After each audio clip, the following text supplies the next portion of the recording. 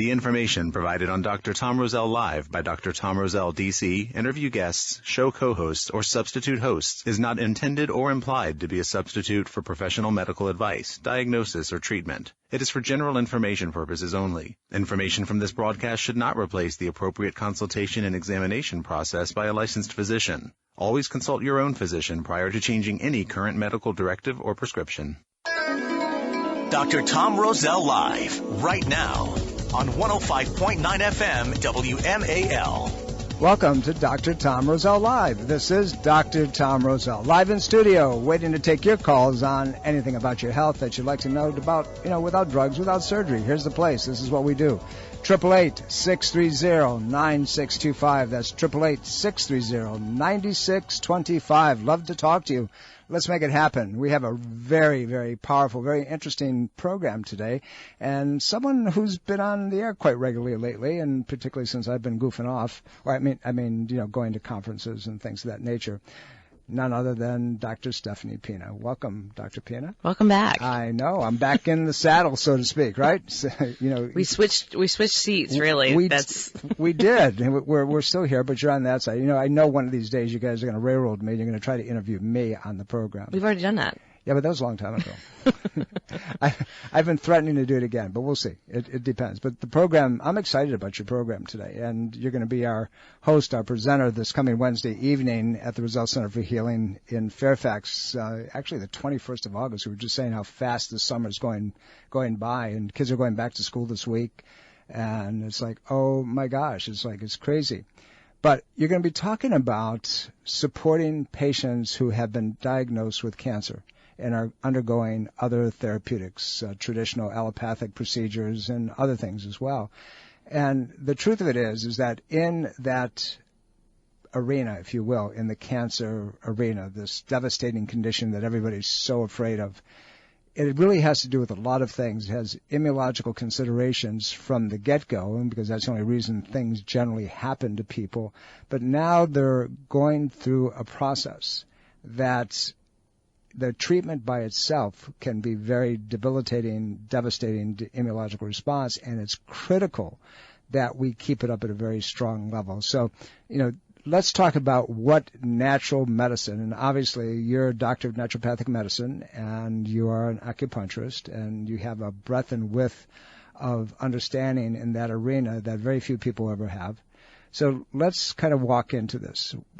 Why, to begin with, is it critical that in anybody that goes into treating cancer, has to have a support system other than let's kill the thing and, we'll worry about what happens later?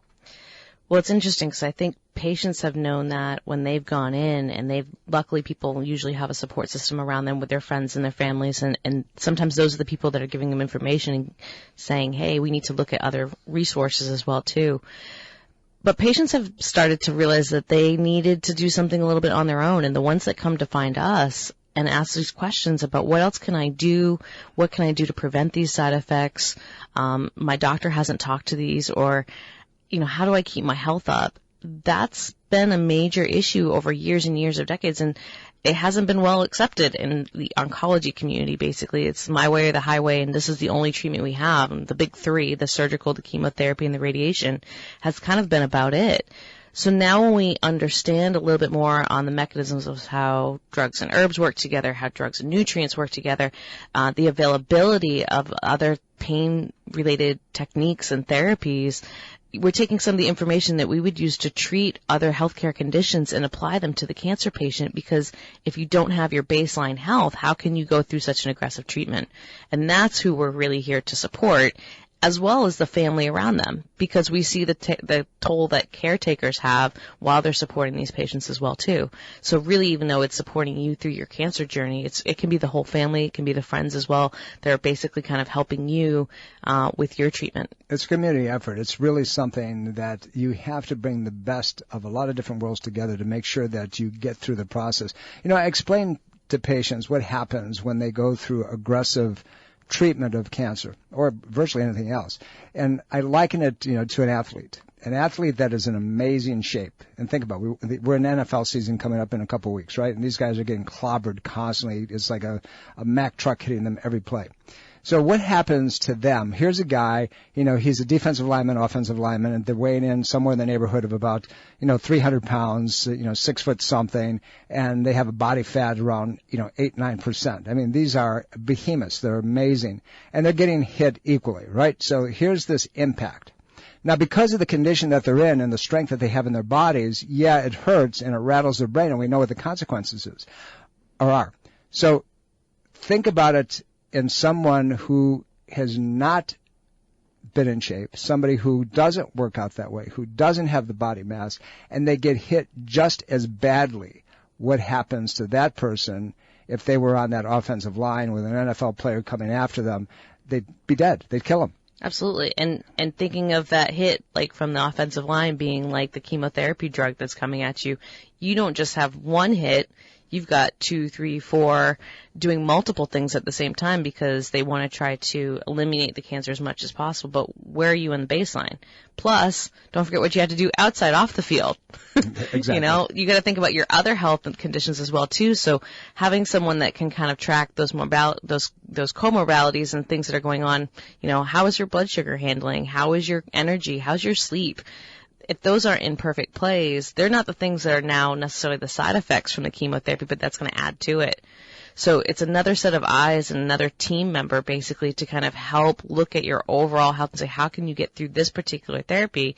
But then what are you left with the other side? At the end of the game, are you going to be crawling off the field, or are you going to say, let's go on to the next game because playoffs are coming? Or been taken off with an ambulance. Exactly. And to the to the morgue, because that's how, the cancer therapies, particularly, in times gone by, they're doing a little bit more now with genetic matching. But back in the day, the surgery, so we're going to remove something and hope and pray that it hasn't spread someplace else. The radiation is going to destroy bone, it's going to destroy tissue. Radiation, interesting side effect, causes cancer.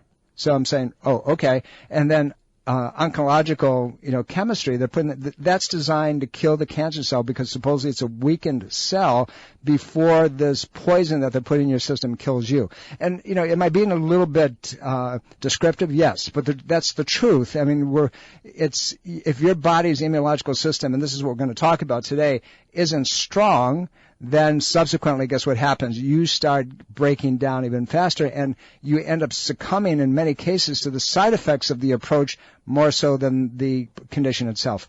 888-630-9625. That's 888-630-9625. My guest in studio, none other than the person who I'd love to have standing in for me because her breadth and knowledge is amazing, Dr. Stephanie Pina. We're talking about supporting you through your journey in cancer treatment. You may have breast cancer, prostate cancer, or bone cancer, or, God forbid, other places, whether it's your colon or your lungs and the like. But there's a way of optimizing your ability and knowing more about what it is that you can protect yourself. This Wednesday evening, the 21st of this month, Dr. Stephanie Pina, 7 p.m. at the Roselle Center for Healing in Fairfax will be your host, your presenter.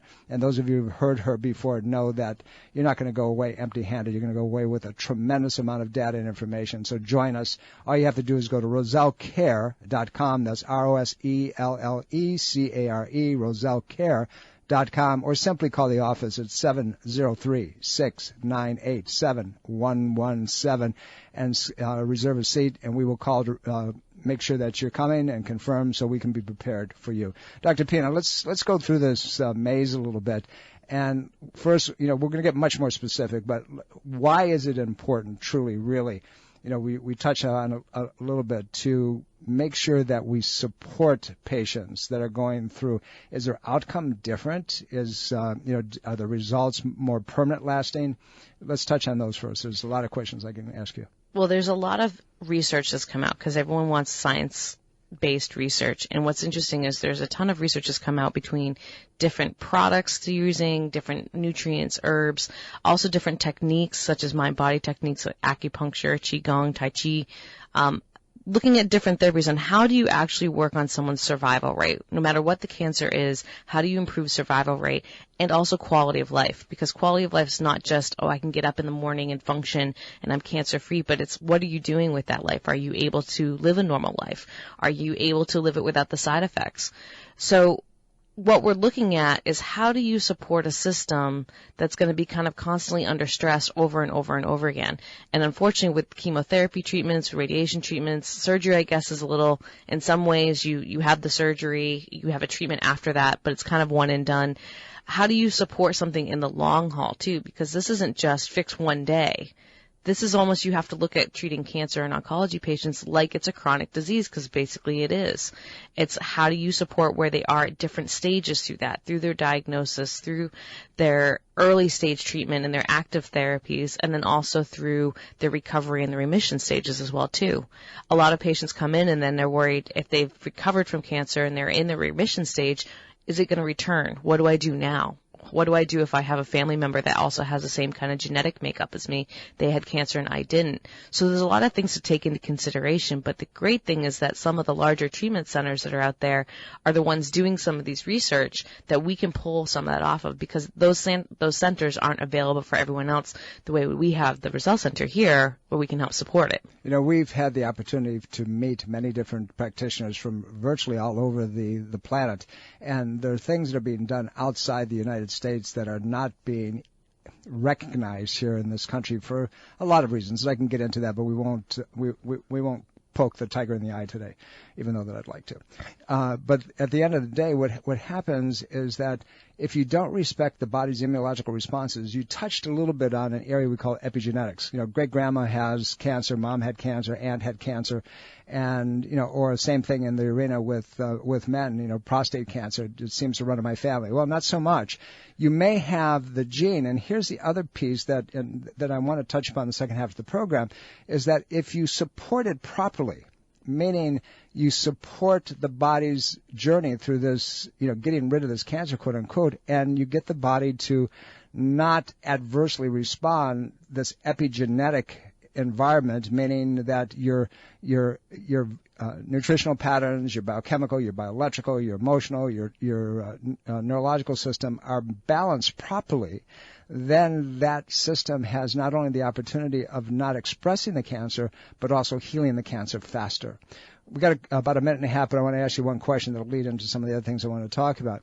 Why is it critical that somebody who has cancer immediately and significantly shift their body alkaline? There are so many things that are involved with that, and really when you look at if the body's in an alkaline state, first of all, cancer loves acid, so it's going to grow more. It's going to like to get the redoxive reduction, so basically what it's going to do is create more cancer cells. But in an acid state, we don't absorb some of the trace minerals and stuff that we need to grow regular normal cells, so you're kind of adding to the pieces as well too. Some of those vitamins and nutrients, we have receptors already for them, so we can optimize that for any kind of treatment.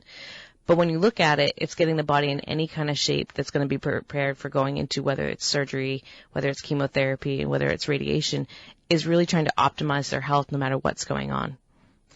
My guest in studio, Dr. Stephanie Pina. We're talking about supporting you through your journey with cancer treatment. And there's a way of optimizing that, making sure that you come down the other end of the tunnel with greater ability to make sure that you're going to stay healthy.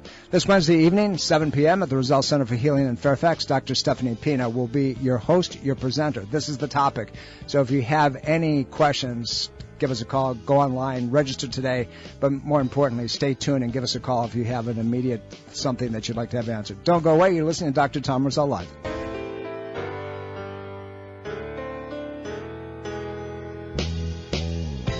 Welcome back, everybody. Dr. Tom Roselle here. You're listening to Dr. Tom Roselle Live. I am in studio after being away for a little bit of time, but anyway, you know, everybody's got to get out, right? Except I was teaching all last week down in Florida. It was a fun presentation. I was talking about the biochemical considerations of chronic pain syndromes and fibromyalgia. It was an interesting group of people. It was about 85 doctors in my class who were concurrent at this convention. So I have a tendency to want to shake people up, and I did. I did what I usually do, so it was fun. In studio, your voice of recognition, my co-host when I'm not here, Dr. Stephanie Pina. Dr. Pina is a doctor of naturopathic medicine. She's an acupuncturist. She has breadth and width of nutrition. And we're talking about something that fits the scale on so many different fronts. It's supporting your journey through cancer treatment. You know, so many of you have had the unfortunate experience of having different types of cancers, whether they're breast cancers, ladies, prostate cancers, lung cancer, intestinal tract cancer, and so forth. And some of you have struggled, and sometimes you come out the other end worse than what you started the process with, and you wonder, oh my God, what did I do this for? And the truth of it is that many chemotherapeutic procedures and radiation and cuttings and so forth, a combination of all those things, debilitate and cause the body to weaken. And subsequently, your immunological system begins to falter. Well, this Wednesday evening, the 21st of August, 7 p.m. at the Roselle Center for Healing, Dr. Stephanie Pina will walk you through the weeds, but more importantly, show you what can be done for you to have the best chance of supporting that process so you come out the other end whole. Dr. Pina, again, welcome. And, let's talk a little bit about that. We have a few minutes before we come to the middle portion of the program. Why? I'm going to go back to why is it important that we look at this patient not only from an oncological point of view, but from a supportive, natural platform to get them through the process? Well, we know that something happened to set off this cancer cell growth. And so what that diagnosis is, we can look at that ahead of time and say, how can we prevent diseases from happening? How can we prevent not only cancer, but chronic diseases that can lead to it? I mean, we talked a little bit last time, I think I was on the air with you, we were talking about autoimmune diseases. Yes. And looking at the fact that some of the treatments for autoimmune diseases are cancer drugs, and so they can cause cancers later on. So is the body more flawed because of the autoimmune disease that led to a chronic illness that led to this cancer development? That's not something that's always looked at. So we're kind of trying to look at things ahead of time. While they're in active treatment, what kind of side effects are they having from medications that, I'm taking another drug for the anti-nausea. I'm taking another drug to have vomiting issues. And they stack one on top of the other. They stack, and they have side effects as well, too. So where is that all going? That's all going to the digestive tract. That's all going to the liver. So how do we look and support the digestive system and the detoxification pathway so that you can make it through the active treatment, but then also afterwards when we have a better chance to say, how do we repair and support the body? So it's important to understand that at any stage of your cancer journey, you can make changes. It's just identifying them and figuring out what's the best thing that works for you optimally as an individual with your type of cancer that may be very different from someone else that has the exact same type of cancer, because your body makeup is going to be very different from somebody else's. That's the tricky part. And sometimes when there aren't supplements or the dietary part always tends to be the hard part, because if you're not hungry because of your chemotherapy, you're not going to want to eat.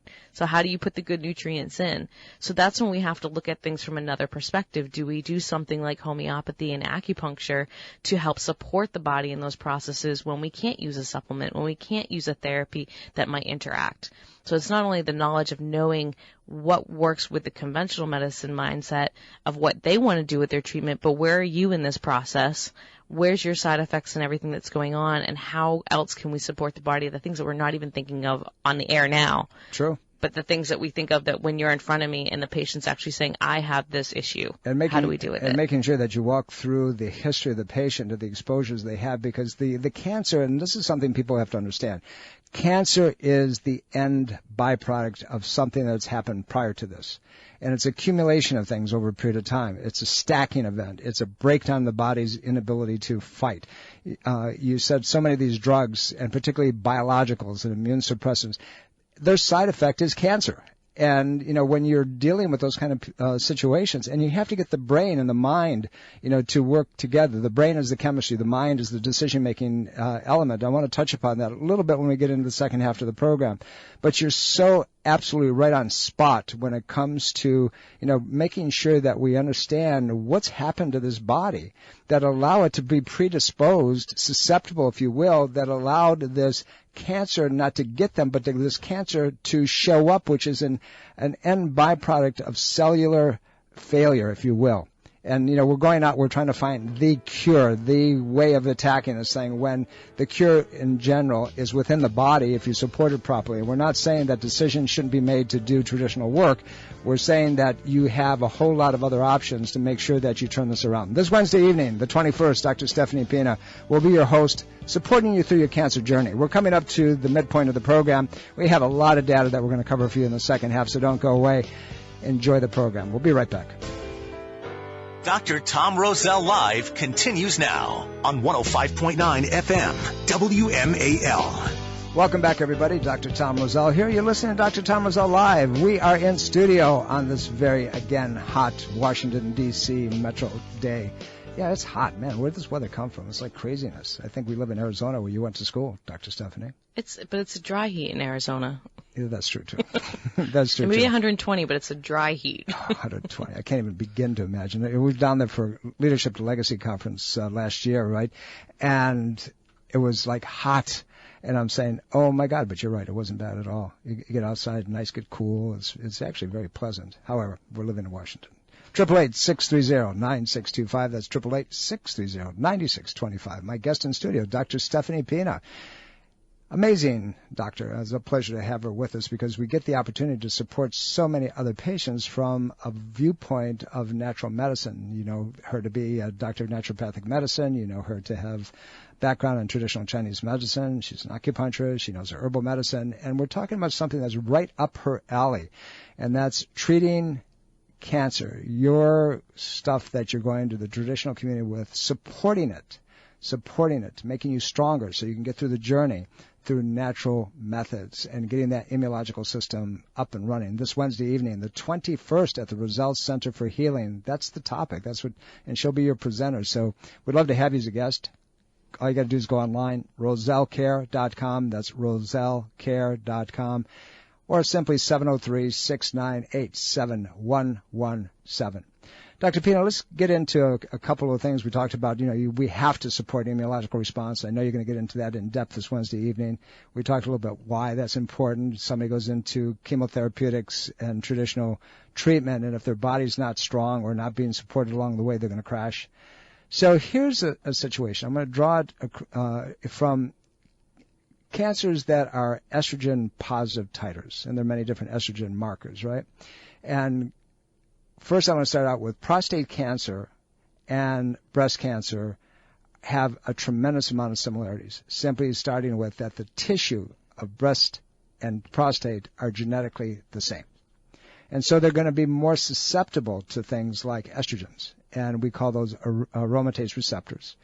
So let's walk through that. And, one of the ways that they treat all these things in both, they do surgery, they do radiation, they do chemotherapeutics, and all of this, in my opinion, is, breaks the body down. But they use a drug, and it's called an aromatase inhibitor.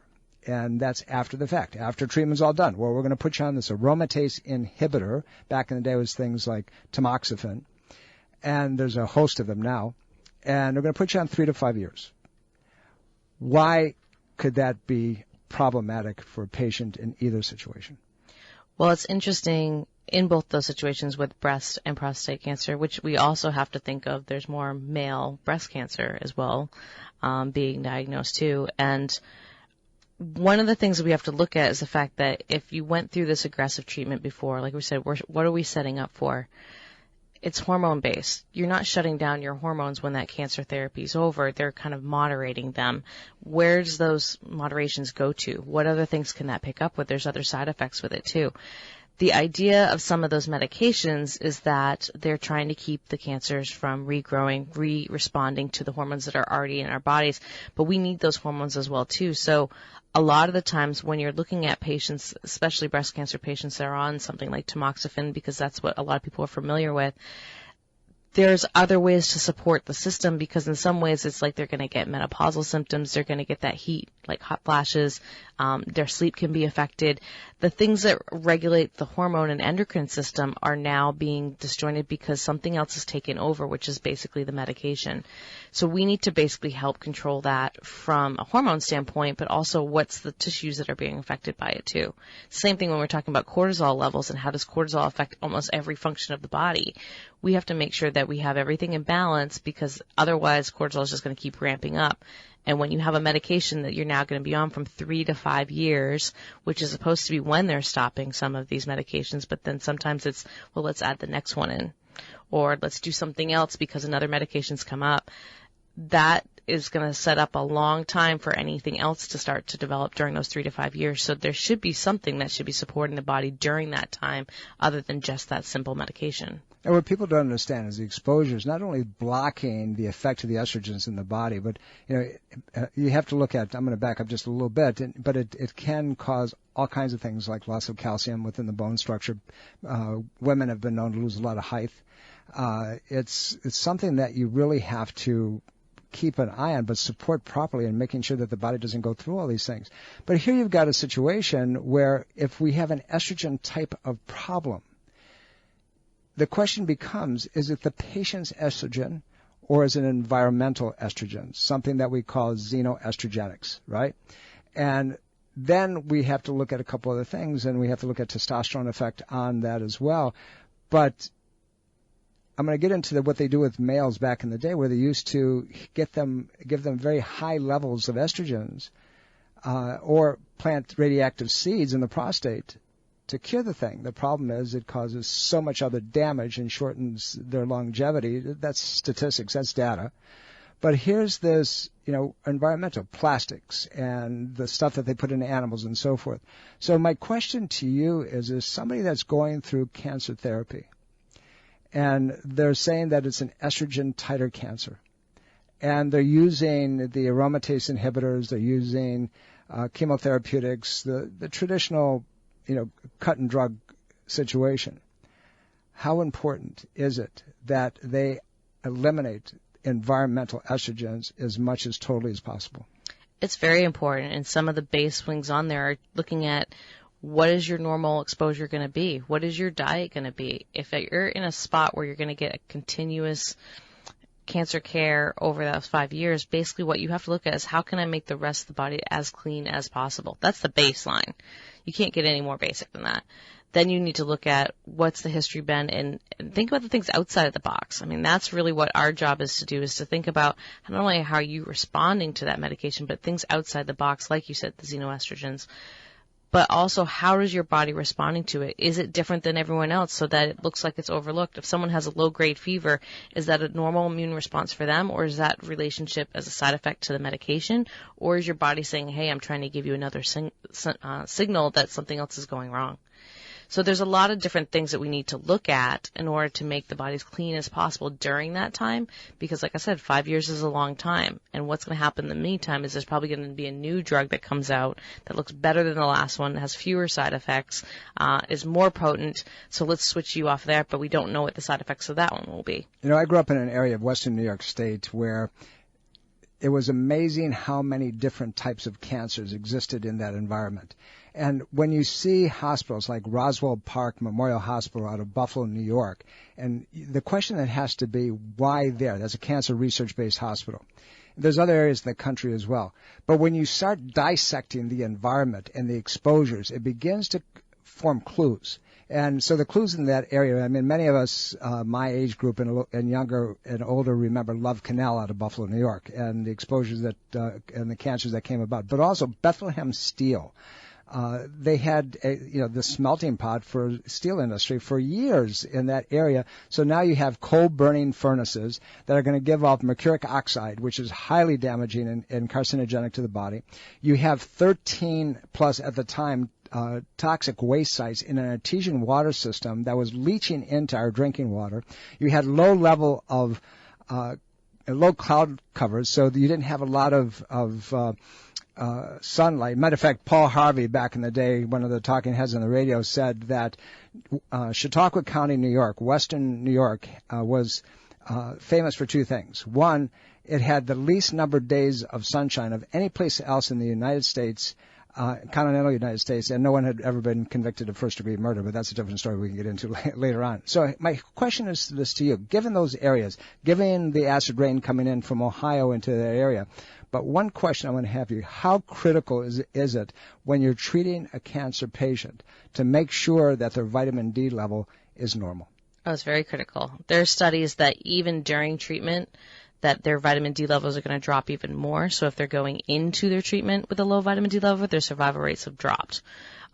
Even boosting vitamin D levels a little bit higher above 30 is kind of the cutoff as far as, a healthy person not having enough vitamin D. They've looked at if someone had 10, so it's really not even an active level. But to increase it from there, survival rates have gone up 30 to 40%. So looking at vitamin D level, just whether it's boosting the immune system or giving a fat-soluble vitamin or however it's going to work in the body, no matter what the cancer is really, really important. But the great thing is that that's a simple lab test that can be done in the office. There are other lab tests that can be done looking at liver enzymes, looking at blood sugar, to also make sure you're optimizing your body health, and also as predictors that there might be something going on that's different than, say, running cancer tumor markers. It's crazy. We're sitting here, we're going through all this stuff, and, we're just touching the surface. And I know this Wednesday evening, you're going to get far more in depth than we're talking about right now. So listen, my friends, if you have the unfortunate experience right now, or somebody in your family or somebody that you love is going through cancer treatment, they know that they have it, and, if you really want their outcome to be enhanced by supportive care, this is an opportunity to really get details on the subject. This Wednesday evening, the 21st of the month, August,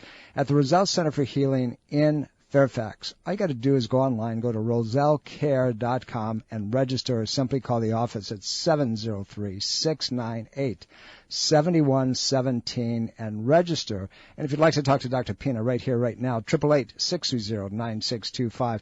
This is a subject that we need to know as much as we possibly can know about, because it comes to this one very pivotal place. You are in control. Instead of just saying this is standard of care, this is what we do under these circumstances, you need to know how to support yourself. If you make the decision to do traditional treatment, allopathic treatment, you have to make sure your body is prepared. We talked about vitamin D just a second ago, Dr. Pina, and the truth of it is that most people in this area, about 75+% of the population, is minimally vitamin D insufficient. And the markers are, depends on the lab, from 30 to 32 to 100 they consider normal. But that's not true. In functional medicine, anything under 50, 49 or less, is considered insufficient. 32 or less is highly deficient. And but unfortunately, in traditional approach, if you're not breaking bones, it doesn't make a difference. Here's one product, one substance, one vitamin in the body that can make a huge difference in outcome and how the body responds to all kinds of things. So let me ask you a question. Is it dangerous to give vitamin D during cancer treatment? That's the one thing that I like about vitamins, like basic vitamins like vitamin D, because you do want to make sure you're working with somebody who knows what the levels should be, as also monitoring them. So sometimes when you're during treatments where you've got a lot going on with all these different biologicals, and you're even changing your diet, and you may have supplements and everything in there, and you have different protocols, and everything's constantly under flux, this is where it's actually good to check and monitor vitamin D levels on a monthly basis instead of a 3-month basis, because you want to see what your blood levels are to make sure that they're constantly at a supportive level. But one of the interesting things I think about vitamins, and especially another vitamin that always gets thrown into the pool when it comes to cancer, is vitamin C.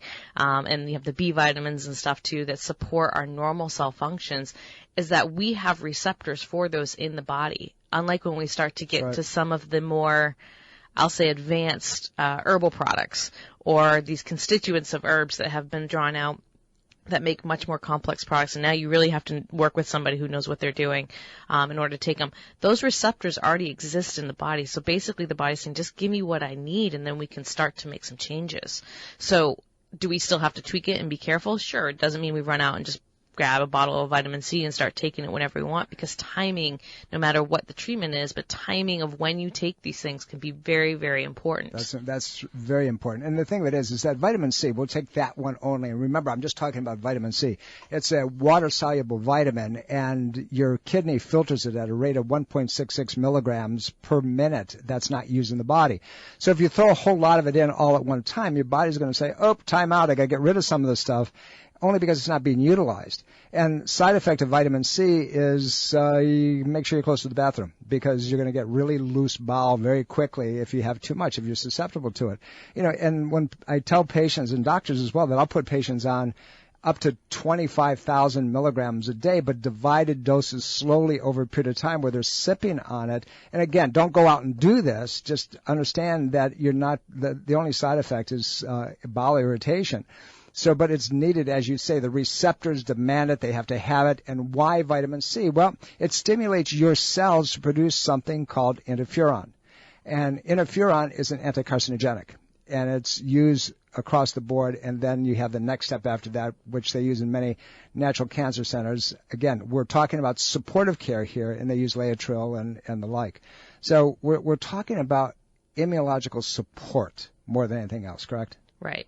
And just like with, just to bring out vitamin C again, what's interesting is that, you know, there is that bowel tolerance level. So we can only digestively take on so much at one point when we take it in one dose, and also in divided doses.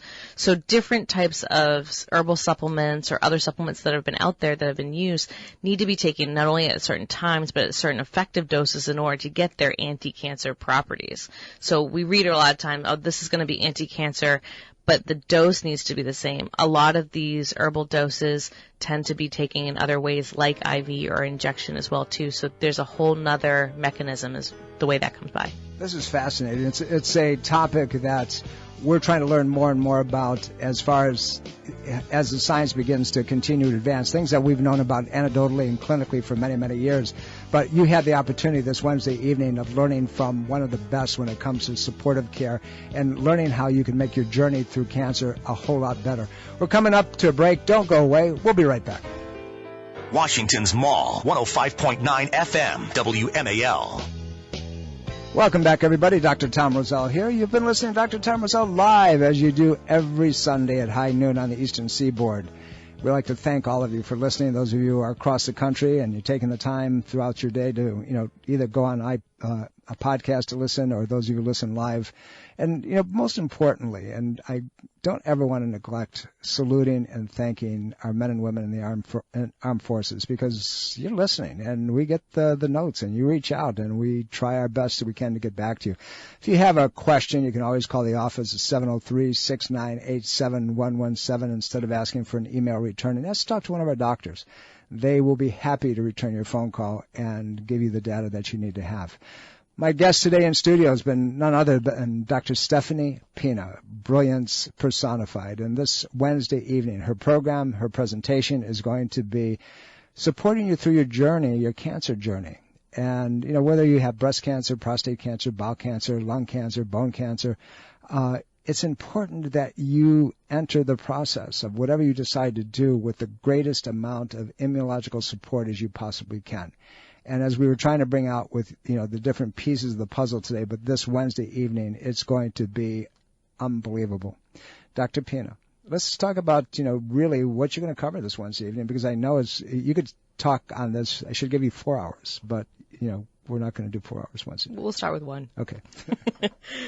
So we were just saying we haven't done a cancer support in-house lecture for either a really long time or at all. And that's why now is even more the moment, because more information comes out now of all the different things that we can support it, from mind-body techniques to nutrition to the really basics, not only to help the patients who are worried about, am I going to come down with cancer? My family has issues. What do I do to start preventing it? But through active therapy, through recovery and remission, there are things that we pick up in our office because of our observation skills, because of the way we practice functional medicine, that are basically different than what the oncologist is looking for, different than what a primary care doctor is looking at. But we can utilize certain tests that kind of are on your general blood scores that we can look at. We can look at things that are being overlooked that are common side effects from cancer therapies that really haven't been given any look at, and like things like lymphedema, which is a whole nother topic that I like. But looking at that, looking at fatigue, looking at hot flashes, night sweats, insomnias, all of these are common therapies, are common side effects that come from different types of cancer therapies that sometimes patients are left alone and say, you're just going to have to deal with it. What's the risk and benefit factor? So when I always look at how to support a cancer therapy, we have to think of risk, benefits, and balance, and basically think of how do we best support the person in front of me during their cancer goals and their treatments, instead of just saying you have to be like everyone else and just do what you're told by your oncologist or your other doctors. You know, it's crazy when there's so much that is really available to support immunological response and get you through that journey easier. And, you know, there are certain things that you need to be aware of. There's certain things that you need to have the data, the background, so you can make a properly informed decision instead of just standard of care. There's things that you can do if you make decisions, you know, to do chemotherapeutics and radiation and so forth. What can you do to allow your body to optimize and to heal as maximally as it possibly can? That's the whole purpose behind this. This Wednesday evening, the 21st, all you got to do is call the office. Call Roselle Care, ROSELLECARE, RoselleCare.com, and register online. We'll call you and confirm, or simply call the office, 703-698-7117, and tell them that you want to be present and be there with us. And I promise you, you're going to go home with data, you're going to go home with information, you're going to go home with the ability to be guided and supported in your journey to make sure that you're optimized. So if you're suffering, you know, with an unfortunate cancer, you have somebody in your family, you have a friend that's there, grab them and bring them in, and I promise you. Are you dental phobic? Do you neglect your dental health because of fear and anxiety? A beautiful smile begins with exceptional dental care, and you can trust in the expertise of Soft Touch Dental Care and Dr. Michael Chung. Soft Touch Dental Care is unlike any dentist office you'll ever experience. Their warm and welcoming environment is designed to soothe fears and anxiety the moment you arrive, and they're especially pleased to pamper their honored guest patients. Dr. Michael Chung is a professional and leading expert in all areas of comprehensive dentistry, including cosmetic, sedation, neuromuscular, TMJ, and implant dentistry. Offering state-of-the-art technology, Dr. Chung can give you the smile of your dreams. Arrange for a complimentary consultation today with Dr. Michael Chung and experience the expertise that makes Dr. Michael Chung so unique. Call 703-319-6990. That's 703-319-6990. Or visit bestinsmile.com. That's bestinsmile.com. This is Dr. Tom Roselle. After 38 years of practice and almost 1 million patient visits, the Roselle Center for Healing knows what works and knows how you can take control of your health and wellness. My team of doctors practice 21st century integrative medicine. Whether you suffer from chronic pain and fatigue, allergies, or headaches, we can help. Take charge of your health before it's too late. Make an appointment today. Call 703-698-7117 or visit online at rosellecare.com. This is Dr. Tom Roselle, author of Ageless Health. Health is a do-it-yourself program. My book, now also available in audio version, is a step-by-step program of how to take control of your health and wellness without drugs or needless surgery. You have the capacity to change your health and level of well-being. Take control of your health today and order Health is a do-it-yourself program. For more information and to order, please visit agelesshealthbook.com. That's agelesshealthbook.com. Breast cancer is a major health risk to all women. It can silently grow uninterrupted for years. The Thermography Centers of Fairfax reminds all women to conduct monthly and annual breast exams. Consider a thermography scan from the Thermography Centers as an adjunct to your routine breast exams. Digital infrared thermal imaging is safe and non-invasive. For more information and to schedule an appointment, call 703-520-7591 or visit thermographycenters.com.